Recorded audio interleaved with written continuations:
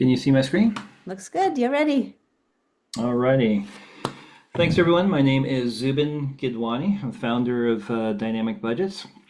About 15 years ago, I was in your shoes. I was half assistant controller, half financial systems manager, working in a public traded company. We had 5 consolidating companies, 7 financial analysts, and for some ridiculous reason, I got designated corporate magician. I had to generate 600 Excel files, email those out to the managers, wait for my inbox to blow up, and then process and import all that information into basically copy and paste from multiple Excel files into single Excel files, import those into the system, and then kind of rinse and repeat the whole process when the CEO said, yuck, we don't like the numbers. We have a lot of competitors out there in the marketplace that are moving towards embracing AI. And for large organizations that have deep, maybe sales by inventory SKUs or things like that, that might be a little bit more predictable, they might be able to apply trending. But for the vast majority of SMBs, small and mid-sized businesses, it's all about the people. If AI was in control of your spend, then maybe AI should be doing your budgeting. But if your people are in control of your spend, we want the people involved in the budgeting. So that's kind of where we focus. We're trying to bring this back down to people-based. We have a lot of customers that come up to us and say, look, we kind of stop us in the middle of a sales pitch and say, look, you just don't understand. We have non-technical, non-financial people. And I say, oh, you mean they're incredibly gifted at breaking Excel, butchering formulas, inventing math, things like that? Like, yes, we understand because that's who we built our product to. You might have Kyle, that one guy who's can't touch anything technical without breaking it. You might have Sarah out in marketing who's just wondering, what is this corporate accounting GL code thing and dimensions, and what does this have to relate? How does this relate to my Asana project codes for marketing projects? Or you might have that old dog who just doesn't like anything new and shiny. We focus on collecting budget details from your operating managers and getting them involved in the process. What we try to do is focus on the continuous improvement cycle. We don't want you to just budget once a year for that corporate requirement that they need that fall plan such that we can satisfy the board. We want you to set the budget and tell us how much you're going to spend, in which month, and for what purpose. Then what we want you to do is use the tool throughout the year and run budget to actual variance reports. Look at and try to tell the finance team, why were you over under for the month? Will you be able to recover by end of year?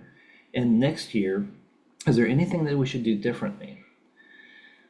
If you've collected those notes throughout the year, the next time you go to do a reforecast or next time you walk into your next annual budget, you'll have those notes from throughout the year to help influence you and make better decisions. If you have any staff turnover, if the operating manager who is in control of the budget this year leaves, you may be able to hand this whole process off to the next new hire manager.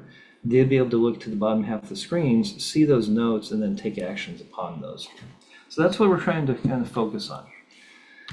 We've tried to dumb it down to be able to mass deploy this out to a large audience of non-technical, non-financial users. Now we have sophisticated finance teams that are using this from a centralized orientation, but generally we're trying to do bottom-up budgeting and reaching out to the operating managers. We work with customers from a wide variety of industries. Our smallest organization is probably about a $10 million not-for-profit with only about 10 departments, but our largest organization is a healthcare entity with about 30,000 cost centers. So it's just a wide variety, from about 100 million to over $1 billion in revenue. But the vast majority of our customers turn to us because they're sick and tired of trying to bang their heads into the wall managing the chaos of Excel. So I'm just going to tell you a little bit more. What sets us apart is that most of our customers typically go live after about 10 to 20 hours of setup time.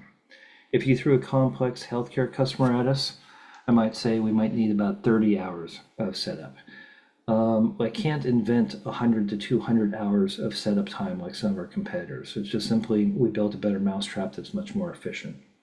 We have an unlimited user license, so we're going to charge, we price the product based upon the size of the organization. But whether you had 10 people involved in budgeting and you could use this as a reporting tool for another 50 people, the more the merrier. We want to encourage use, have more of your managers looking at the financials, accepting responsibility, and taking ownership over their operations. End users actually like interacting with our product. It generally feels like it's a more convenient reporting tool than some of the ERP applications, and it's generally saving weeks of effort for the finance teams. Specific features for BC, dimensions. So I'll be walking through this in the demo, but you can concatenate some of your core dimensions, the global dimensions or other alternate dimensions, to be part of what we would consider a primary account number. So you might say department and location are necessary because that's how I'm going to define my security and who has access to this. So maybe we combine those two dimensions with the account code and say that's your core number, and let's start building up the chart of accounts from there. You can have additional optional dimensions, and you can turn those on by certain modules in our application, but you can also associate those to certain accounts, and I'll show that to you, that you may want the employee dimension on labor and T&E, but you don't need employee dimension on your revenue codes. Then finally, you can actually filter or restrict access by user to dimension codes. So if you have a drop-down for the project dimension, and project is generic, that you've got maintenance projects, IT projects, and marketing projects, well, you can give the marketing manager just access to their codes in that drop-down menu. So a lot of controls, because we're trying to make sure that data garbage, we don't have garbage into the system. We're trying to ensure that they only make appropriate, correct choices. So I'm just going to jump over to the product. And this is dynamic budgets. In here is we have multiple entry points into the product. Sorry, let me make my screen smaller. I just realized that. Sorry about that.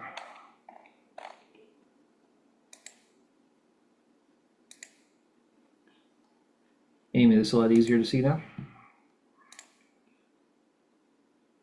Hopefully. Yes, it is. Alrighty. Sorry about that, everyone.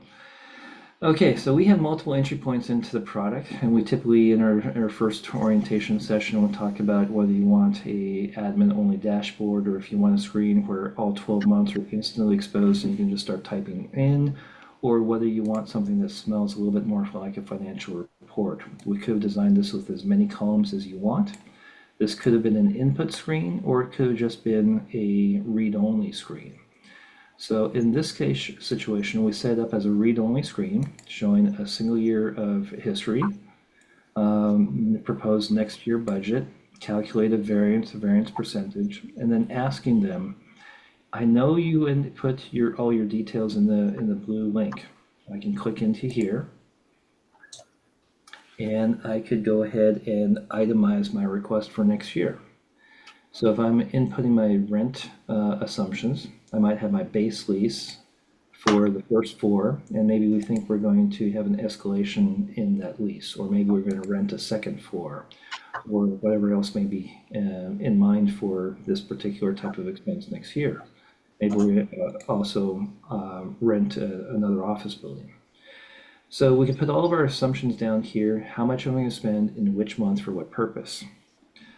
If you didn't understand or didn't recognize a spend from a prior year, at the bottom of the screen, you can actually click into that account code and into that value, and it shows you the raw transactions coming right out of BC.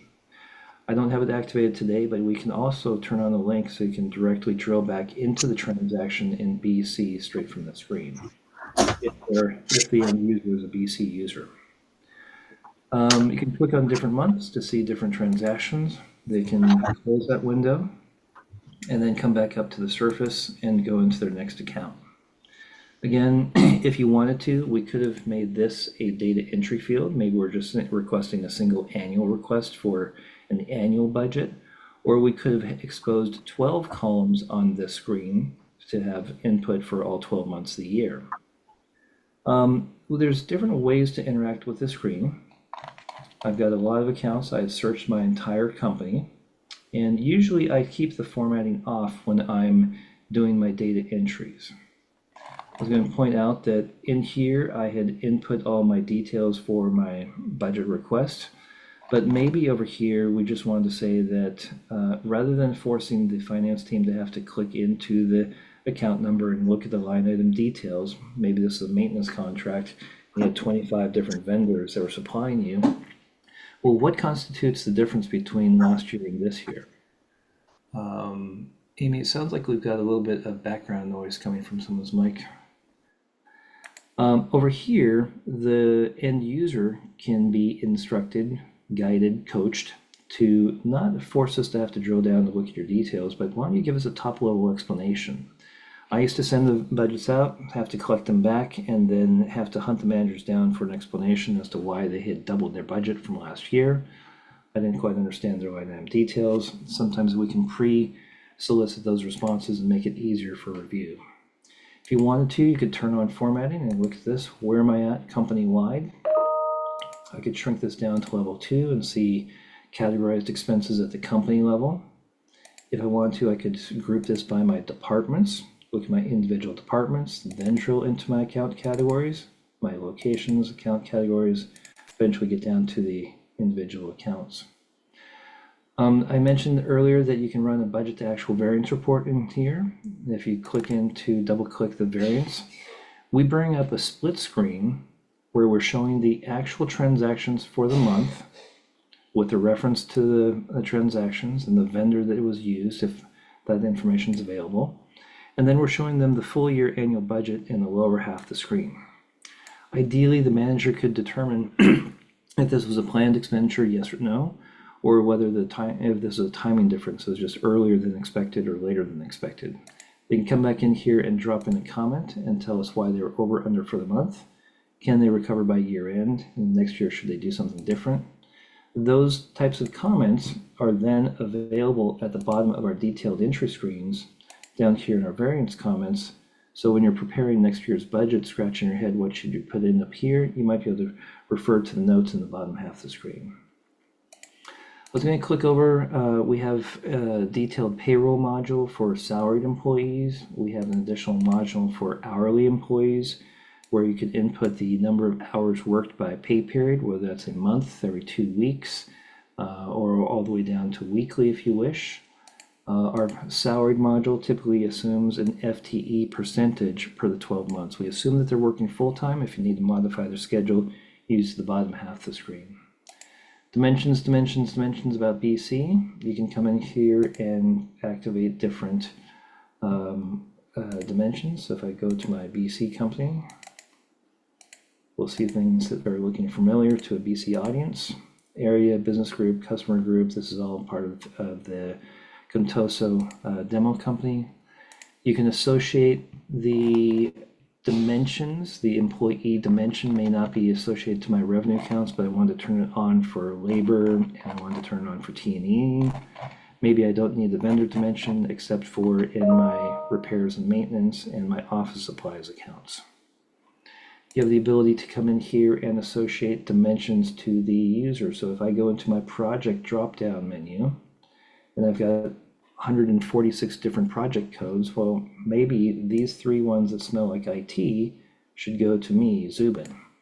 Maybe these ones for maintenance projects goes to Rahul. And then maybe Sarah's managing the marketing projects and she gets all these. That's all that user would be able to interact with. And finally, just kind of touch base. What you've seen is really fairly static or basic in terms of our reports. For fancier reports, we work with Power BI. You can certainly, we have an open data model, whether you want to use refreshable Excel reports, Power BI, Tableau. You can direct connect. We provision an individual SQL database per customer, and you can direct connect to that and use any reporting tool off the shelf to build out whatever reports you want, whether they're financial reports or even telemetry reports. So in here, we can actually analyze the usage of the application by user. You can do a wall of fame as to who's logged in the most, been the most active, or maybe flip that around to be the wall of shame, the least active, those who have not even logged into the application. So if you're coming up on your budget deadline next Friday, everything's due, well, 95% of our users have not yet logged in. That's going to be a problem. In which modules are they working? The data entry, and the payroll module, and the custom worksheets. A lot of information here that's ready at your fingertips to play with to kind of monitor not just the financial performance, what percentage complete are we financially, but in terms of their user activity.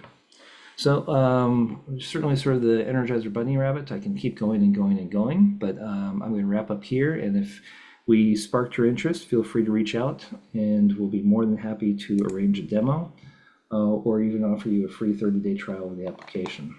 Thanks very much. Here's our contact information, info@dynamicbudgets.com or 650-332-6650. Thank you very much.